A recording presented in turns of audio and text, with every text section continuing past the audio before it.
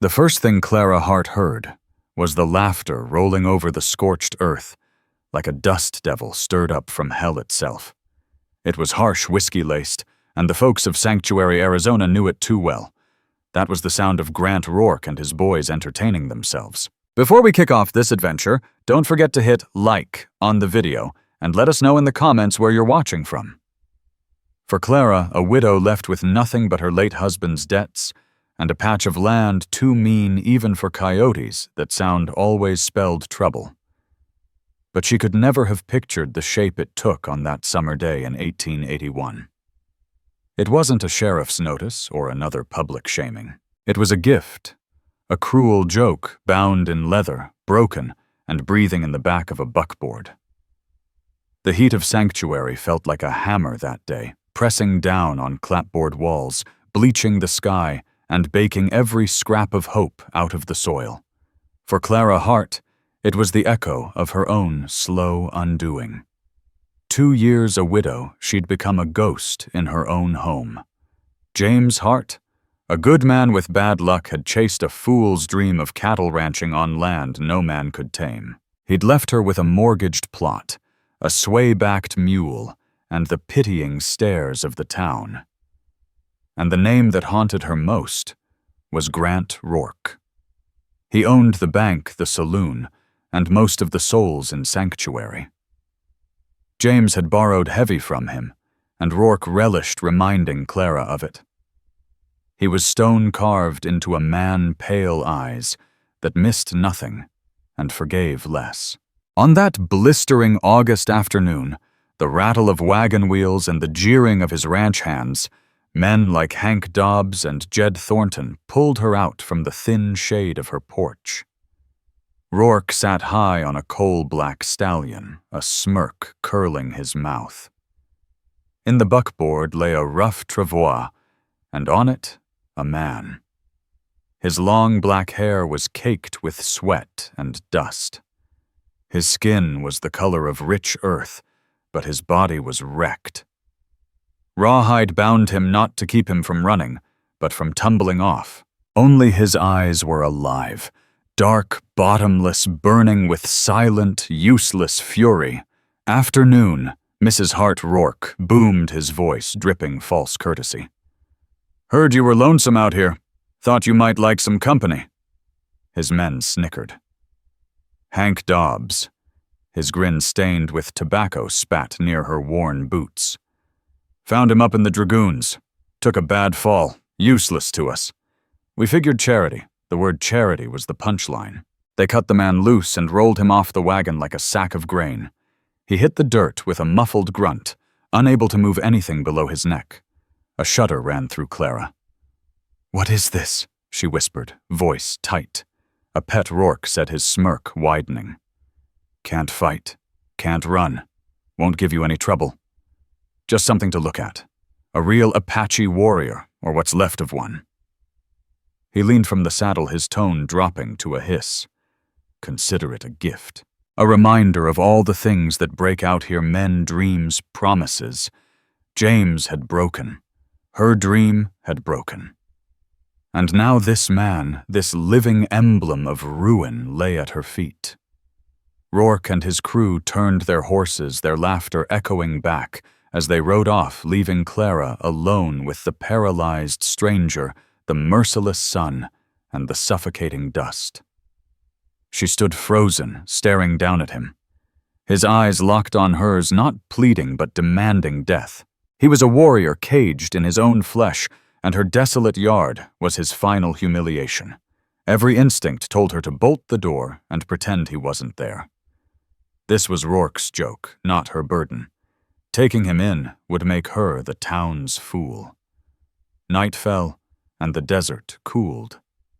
Coyotes began their lonely songs. From the porch, she still heard his ragged breathing. She thought of James, of his slow fade of hope, dimming from his eyes until nothing was left. Was she meant to watch another man die on this cursed land? With a sigh that dragged up the last of her strength, she lit a lantern. She fetched water, and a rag stepped into the darkness, knelt in the dirt beside the Apache, and began wiping the grime from his face. His eyes gleamed in the lantern light, never leaving hers. They were filled with hate. It was, she thought, at least a start. Hate was better than hopelessness. The first week was a silent war. Clara hauled him onto a cot, moving it to the porch to spare him the worst of the sun. The labor was brutal. He was no small man, and his dead weight left her muscles screaming. Feeding him was grim work. She mashed beans and jerky into thin gruel and spooned it into his mouth. He clenched his jaw until hunger beat pride. He refused to meet her eyes, staring instead at the splintered porch beams above. Wagons slowed to gawk. The widow's pet, they called him a joke, whispered in the general store and chuckled over in Rourke's saloon. It branded them both outcasts. Clara ignored it, narrowing her world to survival, tending her meager garden, feeding the chickens, and caring for the silent man on her porch. She spoke to him only from necessity. "I'm going to lift your head now. You need to drink this. Don't you dare bite down on this spoon." He never responded. His silence was a weapon, a wall of pride she couldn't breach. To him, she was just another white face, another link in the chain of his degradation. He was waiting to die. She was just the unlucky jailer. One evening, a dust storm rolled in, painting the sky a sickly orange. The wind screamed across the plains, driving sand and grit hard against Clara Hart's little cabin. She fought with the canvas sheets she used to shield the porch, her hands raw and bleeding as she wrestled the ropes. A sudden blast tore one loose, the canvas whipping wild, slamming into her lantern. Oil spilled, and with a violent whoosh, fire streaked across the porch boards, racing straight for Takoda Ironwolf's cot. Clara's heart seized. His eyes, wide with terror, no longer carried defiance, only the raw horror of a fiery death. Clara didn't think twice. She grabbed the heavy horse blanket from James Hart's old trunk and threw herself onto the flames, beating them down in a frenzy. Heat seared her arms, smoke choked her lungs, but inch by inch she smothered the blaze until only smoldering wood remained. She collapsed, coughing, her hands burned and trembling. For a long moment, only the storm's howl and their ragged breaths filled the night. She turned toward him. His chest heaved, his dark eyes locked on her, and for the first time the wall of hate cracked. She saw fury still, but also shock and confusion. Forcing herself upright, wincing with every movement, she rasped, "Damn you!" The words weren't for him, but for the cursed land. Damn this place. Damn Grant Rourke. She stumbled to the water barrel, plunged her scorched hands into the cool water with a hiss, then filled a dipper and carried it back. He drank without resistance this time. Clara sat down on the porch edge, her back to him, tending her wounds in silence. The air between them had changed tense still, but no longer poisoned with the same venom. Then came a hoarse, unused croak, barely cutting through the wind, Takoda. Clara froze. She turned. His gaze held hers, steady and unyielding. "My name," he whispered again, each word costing him. Not thanks, not apology. It was a claim of existence. He wasn't the widow's pet. He wasn't just the Apache. He was Takoda Ironwolf. He had a name. And on that porch, broken in body but unbroken in spirit, he seized back a piece of himself. For Clara, everything shifted. He was no longer just a cruel burden dumped at her feet, but a man named Takoda. The name was a key. It didn't unlock friendship yet, but it cracked open a new truth between them. Clara began to call him by it, and in that simple act she gave him his humanity back.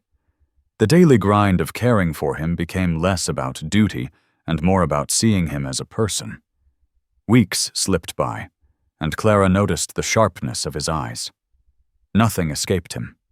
He followed hawks circling in the sky, tracked the drift of clouds, studied the twitch of lizards in the dirt. One afternoon, as Clara prepared to haul water from her nearly dry well, Takoda made a clicking sound with his tongue and jerked his head toward a patch of shriveled mesquite 50 yards away.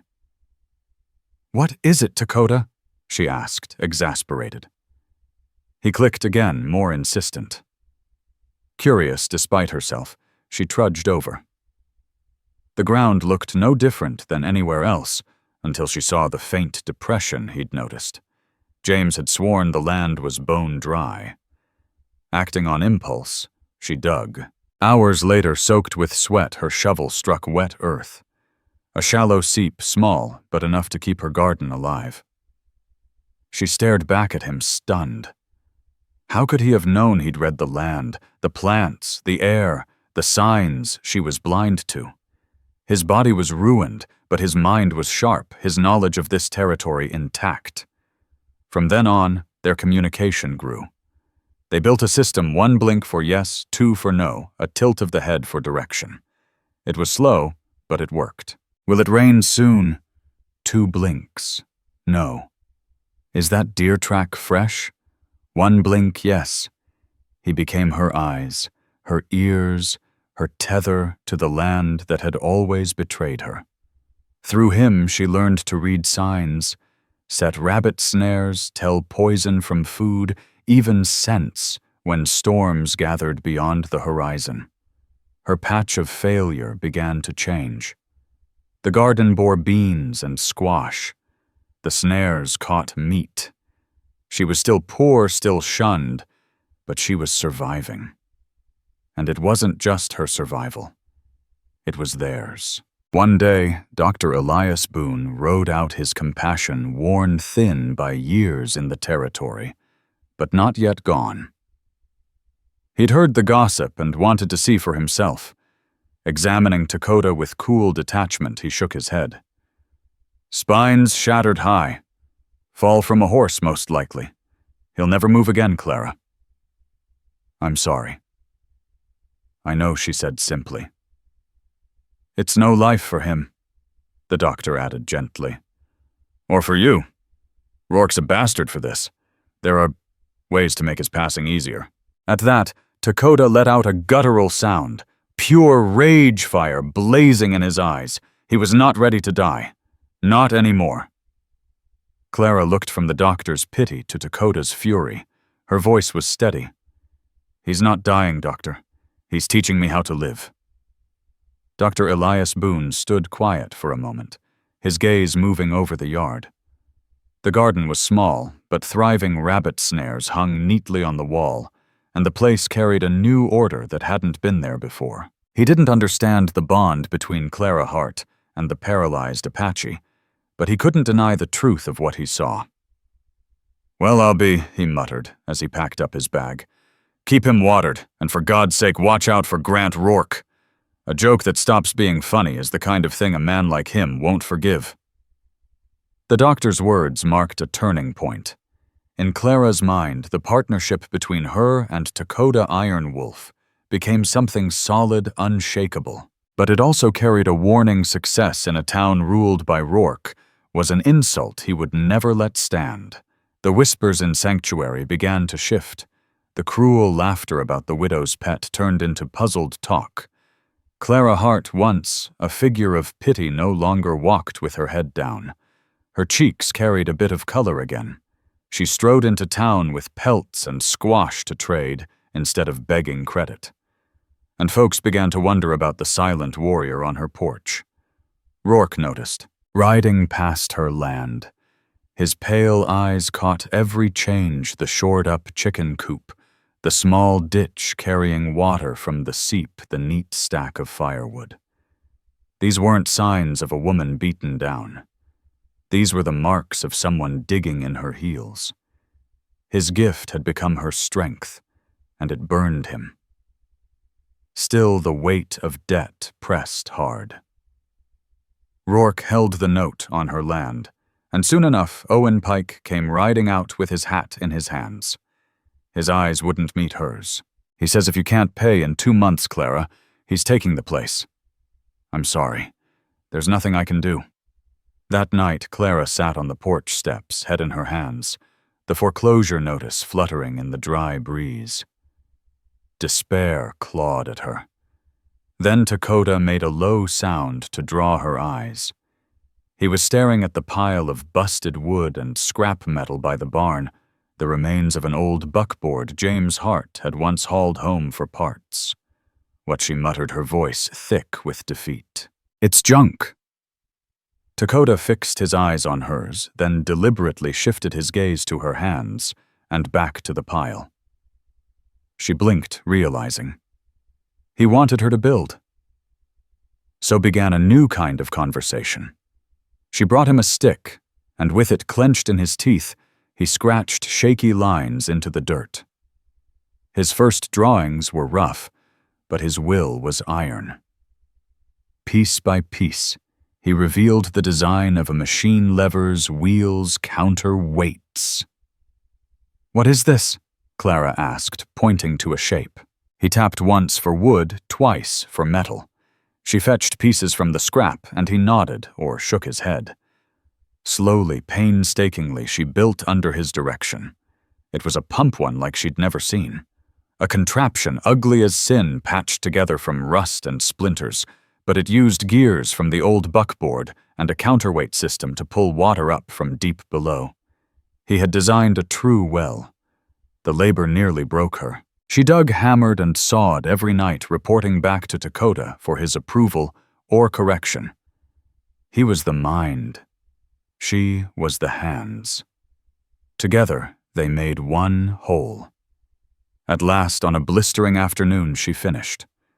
With trembling hands, she dropped the pipe into the shaft she'd carved, said a prayer, and worked the lever. At first, only a hollow sucking echoed back. Her heart fell. Then came a gurgle, and finally a splash. Cool, clear water streamed from the spout in a steady flow. Clara gasped. Tears cut through the dust on her face. A laugh tore free, wild and joyful, the first true laugh in years. She ran to Takoda's side, dropped to her knees, and clasped his hand. "You did it, Takoda. You did it." For the first time, she saw a ghost of a smile brush his lips. His eyes, once hard with fury, now gleamed with pride. He wasn't just a broken warrior. He was a builder, an inventor, a man whose spirit had refused to die. The well changed everything. With it, she could grow more than a patch of beans, and squash she could raise alfalfa sell to the army post at Fort Huachuca. It meant independence. A future. Grant Rourke saw it. From a distance, he watched the contraption spit water and knew it was no accident. He recognized the design, the intelligence behind it, and he knew it wasn't Clara's hand alone. His joke was no longer a joke. It was a challenge. Word spread through Sanctuary like fire in dry grass. People who once sneered now spoke her name with respect. Some claimed she'd hired outside help.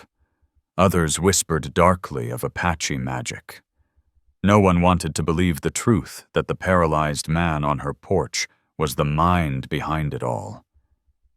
But Rourke knew, and it gnawed at him. The man Grant Rourke had tossed aside as useless was now the very mind behind Clara Hart's growing independence. What had been meant as a public humiliation was turning into his private shame, and his anger festered. He couldn't simply call in her debt now, not without looking petty. He needed a way to crush her, and that Apache strategist of hers, in a fashion that re-established his hold over the whole town. So one morning, he rode out, not with his usual pack of swaggering hands, but with Owen Pike and a land surveyor, Zeke Carver. Mrs. Hart Rourke said as he dismounted, his tone dripping with dangerous politeness. "I've been admiring your industry. Seems this land isn't quite as worthless as your late husband believed." Clara stood on her porch shotgun, balanced loosely in her arms. Takoda Iron Wolf's eyes tracked every movement, sharp and unblinking. "It's honest work," Clara said, her voice even. "Indeed," Rourke mused, "so honest that it's given me an idea. A little proposal." He let the silence stretch. Sanctuary's annual Founders Day is coming up, a day of contests and games. I'm sponsoring something new this year, a territory challenge. A real test of skill, of knowledge of the land. 10 miles out through the mesas and canyons and back again. 3 stages find a hidden marker in the foothills rope and brand a steer from a wild herd in the box canyon and ride full tilt back to town. Clara felt her stomach tighten. "And what has this to do with me? I'm inviting you to compete," Rourke said, his thin smile cutting like a knife. "And to sweeten it, a wager. If your champion wins, I'll tear up the deed myself. Your land free and clear." Owen Pike shifted uneasily, boots scuffing the dirt. Everyone knew this wasn't sport. It was a public hanging dressed up as a race. "And if I lose?" Clara asked. Rourke's pale eyes glimmered. "Then you forfeit the land at once. You walk away with nothing. And—" he leaned closer, voice a whisper of malice. "You hand over the Apache. I've grown to appreciate his talents. Some projects could use a sharp mind. He'll be well cared for." The lie was thinner than smoke. Rourke would cage Takoda, break him, erase the very thing that had kept Clara alive. It was no choice at all. Refuse and the land was gone in 2 months anyway. Accept, and she gambled not just her home, but Takoda's life and dignity on a contest crafted by her worst enemy. She looked at Takoda. His face was stone, but his eyes burned like coals. They weren't pleading, they were daring her. This was his battle too. His body had failed, but his mind hadn't. Strategy and will were still his weapons. He gave one sharp, deliberate blink. "Yes." Clara tightened her grip on the shotgun. "You've got your competitor, Mr. Rourke," she said. "But I'll be my own champion. I'll ride." Rourke threw back his head and laughed, deep, genuine laughter this time. The idea of the widow Hart astride her sway-backed mount facing his best man was more amusing than anything he'd heard all year. "Excellent. 2 weeks. Founders Day. I'll enjoy watching you try." He swung back into his saddle, smugness radiating off him. He thought he had her trapped, and the whole town would watch the jaws snap shut. As he rode away, Clara's pulse pounded. She had wagered everything on a contest she couldn't possibly win. The morning of the territory challenge dawned bright and merciless, the sky a vast, indifferent sheet of blue. Sanctuary buzzed with nervous energy. The smoke of barbecues and the tang of cheap beer couldn't mask the tension. This wasn't a game. It was Judgment Day. At the starting line, the contrast was striking. Rourke played host, booming with feigned cheer atop his black stallion. His champion, Cole Dawson, looked every bit the predator. Hard eyes, cruel mouth, seated on a powerful bay built for speed. He smirked openly at Clara. "Try not to lose yourself out there, Mrs. Hart. Buzzards get mighty hungry this time of year." Clara ignored him. Her mount was no sleek quarter horse, but a wiry mustang with watchful eyes and lungs built for endurance. She called him Shadow. She sat tall in the saddle, pale under the brim of her hat, but her grip on the reins was steady. For 2 weeks, she and Takoda had studied maps scratched in the dirt, planned every landmark, every twist in the trail. "He does not see with eyes alone," Takoda had told her, tapping his temple. "He sees only the straightest path. But the land does not reward the straight path. It rewards the wise one." Her heart thundered like a war drum, fear and hope beating in unison. She wasn't just riding for her land. Clara Hart was the flesh and bone, carrying out Takoda Iron Wolf's mind. His legs were gone, but through her his will galloped on. Grant Rourke rode into the middle of the track like a showman, his voice booming across the crowd. Today we prove who's got the grit and skill to master this country." His pale gaze found Clara and pinned her a look full of malice and satisfaction. Owen Pike. Uneasy lifted his pistol skyward. The whole town seemed to hold its breath. Clara shut her eyes and saw Takoda's proud, unyielding stare in her mind, his single blink that had said it all. Yes. The gunshot cracked, splitting the silence. Cole Dawson's big bay surged forward in a burst of muscle and speed dust churning under its hooves. He tore 100 yards of lead within moments. The crowd roared for him, the favorite. Clara held Shadow back, letting him fall into a long, steady stride, exactly as Takoda had taught. Let the rabbit run. The tortoise knows the way. The first stage was navigation, finding a red flag marking the canyon mouth 10 miles out. Dawson barreled ahead, choosing the direct line, driving his horse over a sun-scorched mesa. It was the obvious route, the path of a conqueror. Clara watched him disappear into the haze, then pulled Shadow hard off the main trail. Gasps rippled through the onlookers. She seemed to be riding the wrong way. She reached up, shifted the blue ribbon on her hat from left to right, the signal she and Takoda had agreed upon. No turning back now. She urged Shadow into a narrow game trail nearly swallowed by brush. Branches whipped at her face and snagged her clothes. Stones shifted treacherously under hoof. For a moment, doubt gnawed at her. Was she riding into ruin? Then she remembered Takoda's stick scratching maps in the dirt, his eyes fierce with certainty. This was no blind gamble. This was a shortcut known only to a man who had lived the land his whole life. The trail spat her out at last into sunlight. She blinked against the glare. Then her breath caught. Below her stretched the canyon mouth, the red flag snapping in the breeze. To the east, Dawson had only just begun his descent. The shortcut had shaved miles. A hot surge of triumph shook her. She reached the flag first and plunged into the box canyon where wild steers milled, penned by high walls. A branding fire already smoked at the center. But Clara's stomach clenched. Rourke's trap was plain. Among the herd prowled a monstrous longhorn, its wicked horns branded SK. It wasn't there by chance. It was there to wreck any rider who dared rope.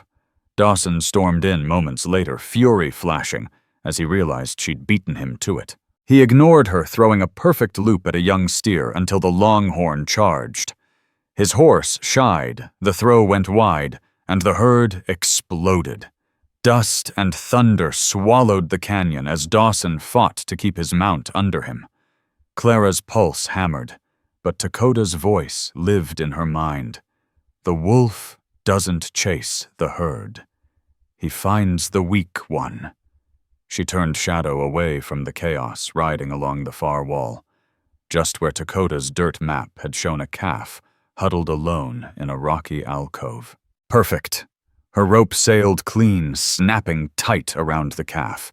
She dragged it to the fire, pressed the hot iron to its hide, and the deed was done. As she wheeled Shadow out of the dust-filled canyon, Dawson was still cursing and flailing among the stampede. Then a shrill cry split the air, the scream of a hawk. Clara's head jerked up. High on the cliff stood Seth Coulter, the horse trader, his arms cupped to his mouth. It was their signal. Danger. Takoda had warned her. Rourke's men Hank Dobbs and Jed Thornton would be waiting in the pass to spook her horse and hand Dawson the win. A cold fury took hold of her. She would not let them have it. Clara veered Shadow off the main trail and into the most dangerous shortcut of all, a crumbling mining track that clawed up the ridge in switchbacks. It was nothing but shale and sheer drop-offs, a trail fit for goats, not horses. But Shadow climbed muscles, straining sure-footed and brave. Back in Sanctuary, the crowd buzzed in confusion. They'd seen her emerge with the lead, then vanish. Dawson now thundered down the main route, his grin smug, convinced she was broken and dead in the pass. Grant Rourke's smile spread wide, already savoring his victory. The town's hope sagged. Then a boy atop the water tower cried out, pointing west. Look heads whipped around. Out of a forgotten trail from dust no one ever thought to watch came a lone rider. A woman on a wiry Mustang, her clothes torn, face streaked with dust, but her back straight as a rifle barrel. It was Clara Hart. Before her stretched a clear quarter-mile to the finish. The truth hit Cole Dawson and Grant Rourke like a hammer. She had beaten them, outsmarted them, outlasted them. With nothing but grit, a tough little horse, and the mind of the Apache on her porch, she had broken their game. Clara leaned forward, driving Shadow into one last desperate gallop. The Mustang, sensing the end, poured out every ounce of strength left in him. They thundered across the line, a full minute ahead of Dawson Dust, swirling as Clara hauled Shadow to a trembling stop before a crowd too stunned to cheer. The silence was absolute. It was the sound of a world shifting. Then slowly, a single pair of hands clapped Dr. Elias Boone. Another joined, then another, until the silence cracked and roared into thunderous applause. The town cheered the impossible victory, the fall of a tyrant, and the rise of a widow who refused to bow. Rourke's face was black with fury, his knuckles bone white on the saddle horn. He stared at Clara, but in her quiet, steady gaze, he saw not just her. He saw Takoda Iron Wolf, the mind he had dismissed as broken now revealed as the true architect of his humiliation. He had been beaten. Utterly.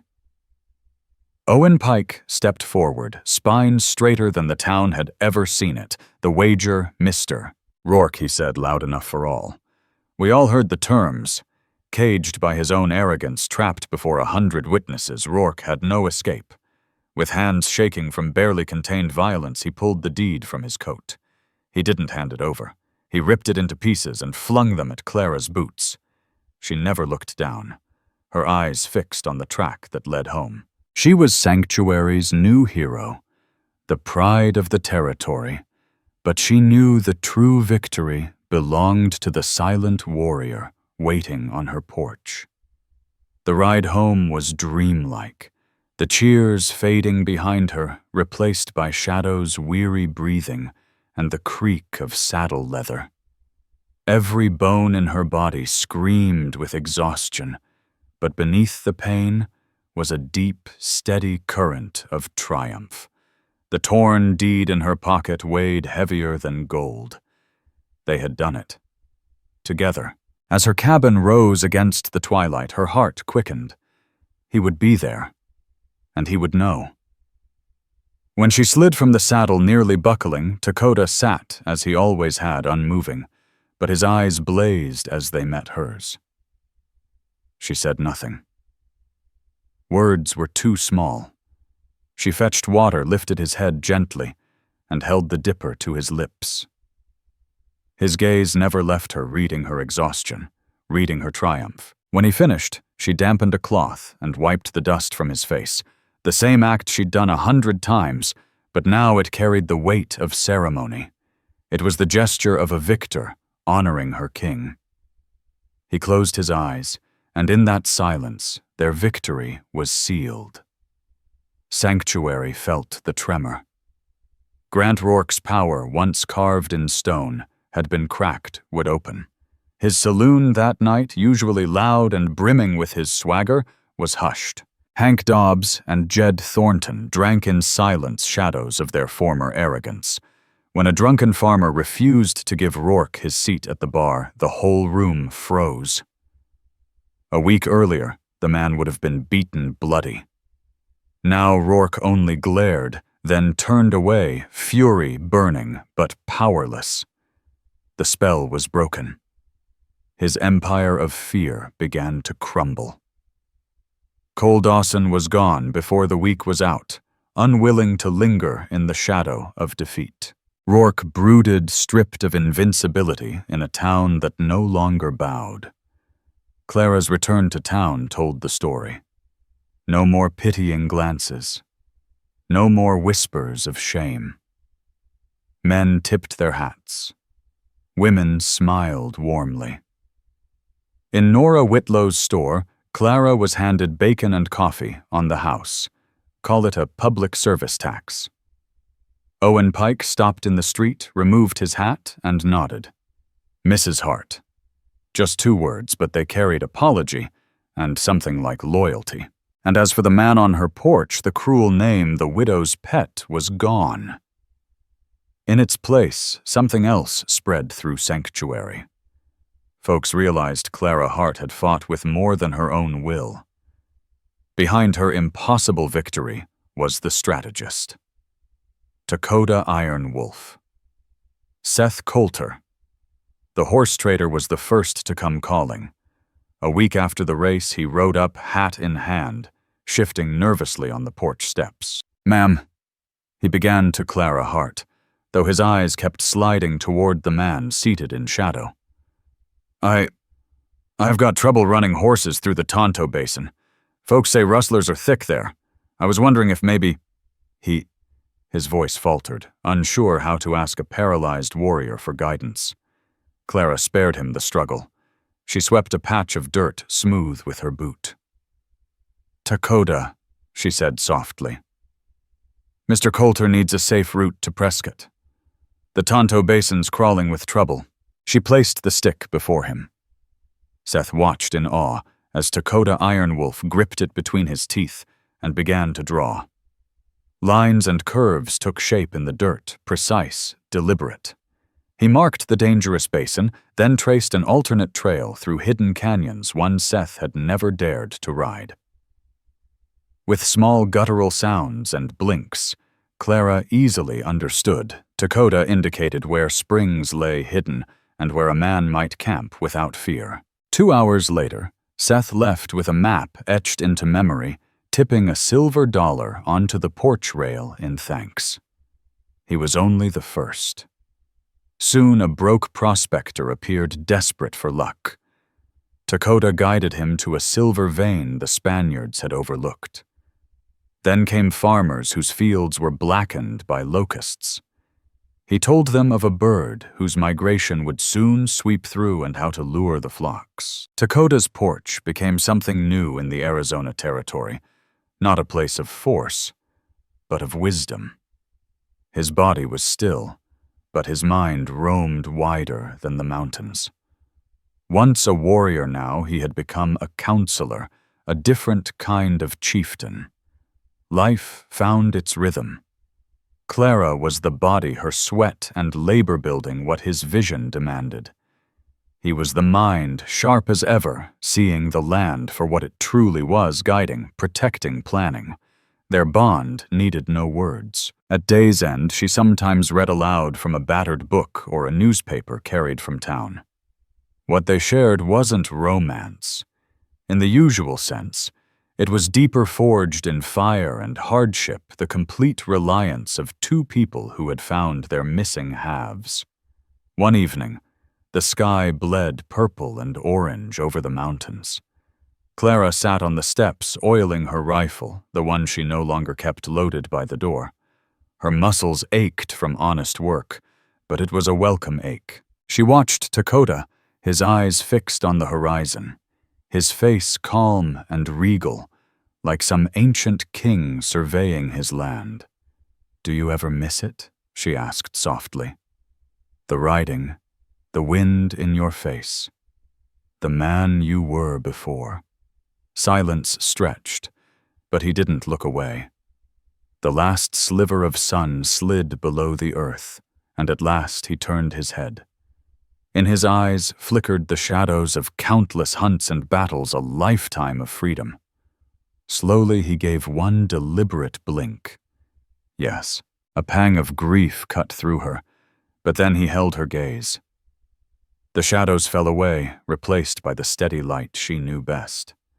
His eyes swept over the fields of alfalfa, the strong cabin lit from within the clear water from the well he had designed. Finally, they returned to her the woman who had refused to let him die. He blinked twice.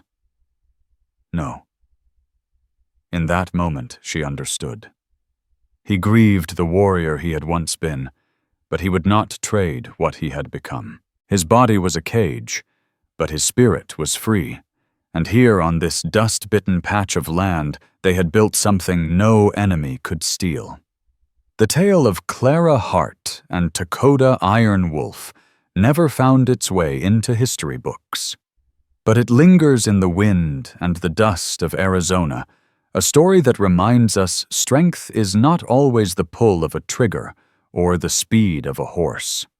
Sometimes the sharpest weapon in the West is an unbreakable mind. What began as a cruel joke an Apache warrior delivered like refuse, and a widow with nothing left, became a partnership that rewrote the rules of power. Together they proved that dignity and resilience could tame even the wildest frontier. If this story has touched your heart, I invite you to stay with us to discover more true tales of the Wild West. Stories that honor resilience, tenderness, and the spirit that God placed in those who blazed the trail. Subscribe, share, leave your thoughts in the comments, and join us once again to journey across this untamed land. Thank you.